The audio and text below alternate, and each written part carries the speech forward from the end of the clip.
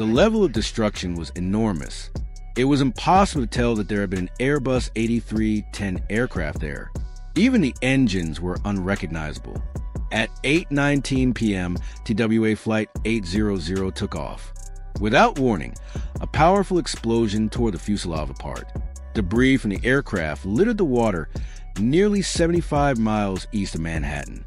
Investigators began the painstaking task of piecing together what had happened. The NTSB's lead investigator, Al Dickinson, faced an urgent task, recognizing the importance of understanding the cause, since many 747s were still in operation at the time. The NTSB led the investigation while the FBI launched a parallel criminal inquiry. The FBI considered the possibility of terrorism, linking the explosion to past incidents, such as the 1993 World Trade Center bombing and the Oklahoma City bombing. Reports surfaced of witnesses claiming to see something moving toward the aircraft, resembling a missile. NTSB investigators spent weeks searching for evidence of foul play. They meticulously examined wreckage from nearly every part of the 230-foot-long plane, but found no signs of an explosive device. No pitting, cratering, or micro-cratering was found, ruling out a bomb. Instead, investigators suspected an exploding fuel tank was the cause, though they still needed to determine what ignited the blast. To confirm their theory, investigators needed to prove three things: that the fuel was flammable, that the explosion was powerful enough to rupture the tank, and that something created a spark to ignite the fuel. Jet fuel in its liquid form is not flammable, but when heated, it can vaporize and become highly flammable. At 14,000 feet, jet fuel needed to reach 96 degrees Fahrenheit to ignite. On the day of the accident, the temperature at JFK Airport was 87 degrees, seemingly too low. However, investigators discovered an intriguing detail in the aircraft design: the placement of air conditioning units beneath the center wing fuel tank.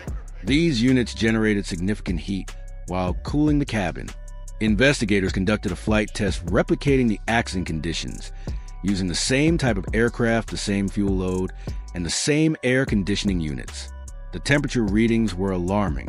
The air conditioning units reached 350 degrees Fahrenheit, equivalent to an oven temperature for baking a chicken.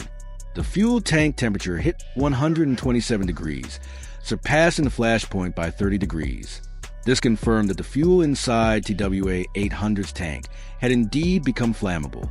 Meanwhile, investigators examined the Northwest Airlink Flight 5719 crash. They initially considered weather icing conditions had caused a rapid descent, but later discovered the pilots may have deliberately descended quickly to avoid icing. The cockpit voice recording provided critical evidence. The first officer failed to make altitude callouts, leaving the captain without crucial altitude information. Further investigation into the captain's background revealed multiple failed proficiency exams, a history of being domineering, and even physical altercations with colleagues.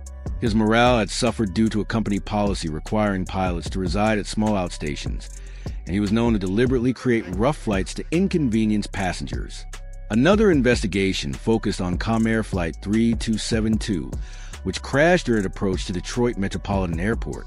Investigators considered wake vortex turbulence from a larger aircraft, but ruled it out after radar data analysis. The NTSB continued their examination, suspecting a mechanical failure. They reviewed past incidents involving the Embraer 120, where propeller blades had separated mid-flight due to fatigue cracks. However, analysis of the Detroit crash wreckage showed all propeller blades were intact until impact, ruling out this possibility. On Air China Flight 129, among the 155 passengers was a Korean tour guide, Seolik Soo, who was worried about making a good impression at his new job. A mistake earlier in the day led his group to be seated at the back of the plane instead of first class. He had no way of knowing that this small error would have a much greater impact. As the plane approached Gimhe Airport, worsening weather conditions created challenges for the crew.